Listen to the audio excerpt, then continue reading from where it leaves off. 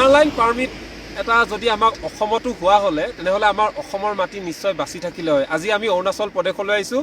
অৰুণাচল প্ৰদেশ বা নাগালেণ্ড হওক য'লেই নাযাওক আমি ইনাৰ লাইন পাৰ্মিট দিব লাগে। আৰু অৰুণাচল প্ৰদেশৰ এতিয়া এই সুন্দৰ ঠাইসমূহ এতিয়াও সংৰক্ষণ হৈ আছে বা এইদৰে আছে কাৰণ এইখিনি মানুহৰ বাবেই, কাৰণ ইনাৰ লাইন পাৰ্মিট থকাৰ কাৰণে তেওঁলোকৰ মাটি বাচি আছে। কিন্তু আমাৰ অসমত কি হৈছে, অসমৰ মাটিবোৰ অন্য মানুহে কাঢ়ি লোৱাৰ দৰে এতিয়া পৰিৱেশৰ সূচনা হৈছে কাৰণ ইনাৰ লাইন পাৰ্মিট নথকাৰ বাবে। আমি অৰুণাচললৈ আহিছোঁ, অৰুণাচল জিৰ'লৈ আহিছোঁ বা অৰুণাচললৈ সোমোৱাৰ লগে লগে আমি ইনাৰ লাইন পাৰ্মিট দিব লগা হৈছে। আমি এটা ফিজ দি ইয়ালৈ সোমাই আহিব লগা হৈছে, পাৰ্মিশ্যন ল'ব লগা হৈছে।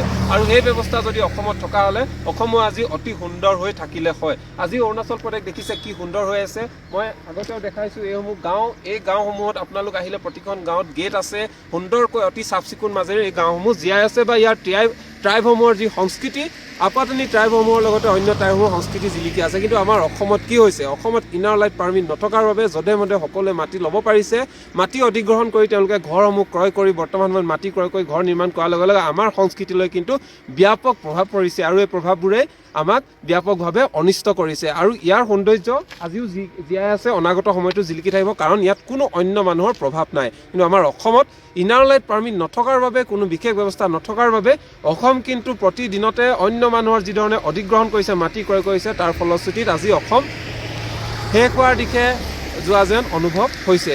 এয়াই আমি এটা সৰু চিম্পুল উদাহৰণ দিবলৈ চেষ্টা কৰিছোঁ। এতিয়া 5 ডিগ্ৰী চেলচিয়াছ হৈ আছে, ইয়াত যথেষ্ট ঠাণ্ডা জিৰত, কিন্তু ইয়াৰ যি সৌন্দৰ্যময় পৰিৱেশ, এই পৰিৱেশত অৰুণাচলৰ লোকসকলে যিধৰণে নিজৰ ঠাইসমূহ জীয়াই ৰাখিবলৈ চেষ্টা কৰিছে, এই যদি ঠাইসমূহ এইদৰে আমাৰ অসমতো ইনাৰ লাইন পাৰ্মিট থকা হ'লে অসমখনো সুন্দৰ হৈ থাকিলে হয়। কিন্তু এতিয়া যিদৰে অন্য লোকসকলে আহি অধিগ্ৰহণ কৰিলে, মাটি ল'লে, আমাৰ কোনো যেন অনাগত সময়ত আমাৰ সংস্কৃতি যে জীয়াই থাকিব তাৰো প্ৰশ্ন যথেষ্ট উঠে।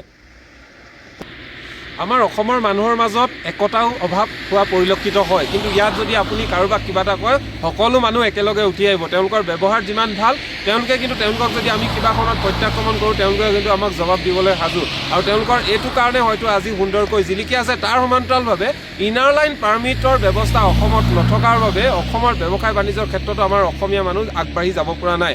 অৰুণাচলত আপুনি আহক, তেতিয়া অনুভৱ কৰিব টুৰিজিমৰ ক্ষেত্ৰতো তেওঁলোক লোকে আগবাঢ়ি গৈছে, আৰ্টিফিচিয়েল লেক বনাইছে, এনেধৰণৰ বিভিন্ন ধৰণৰ ব্যৱসায় কৰি আগবাঢ়ি গৈছে। এয়াই কিন্তু অৰুণাচল আৰু অসমৰ বা নৰ্থ ইষ্টৰ যিসমূহ ঠাই, অন্য ঠাইৰ মাজত অসমৰ ডিফাৰেঞ্চ আছে। আৰু অসমৰ মাজেদি যিহেতু অৰুণাচল বা অন্য ঠাইলৈ আপোনালোক আহিব পাৰে, আমাৰ অসমত কিয় ইনাৰ লাইন পাৰ্মিট ব্যৱস্থা কৰা নহ'ল? অসমৰ সংস্কৃতিত যে আঘাত কৰিছে, অসমীয়া মানুহ যে এদিন নাইকিয়া হৈ যাব, এইটো কিন্তু ধুৰুপ। সেয়েহে এই ক্ষেত্ৰত চৰকাৰে বিশেষ ব্যৱস্থা গ্ৰহণ কৰিব লাগে। এইসমূহ ৰাজ্যৰ পৰা তেওঁলোকে কিন্তু কিছু কথা ফ'ল' কৰিব লাগে। Thank U.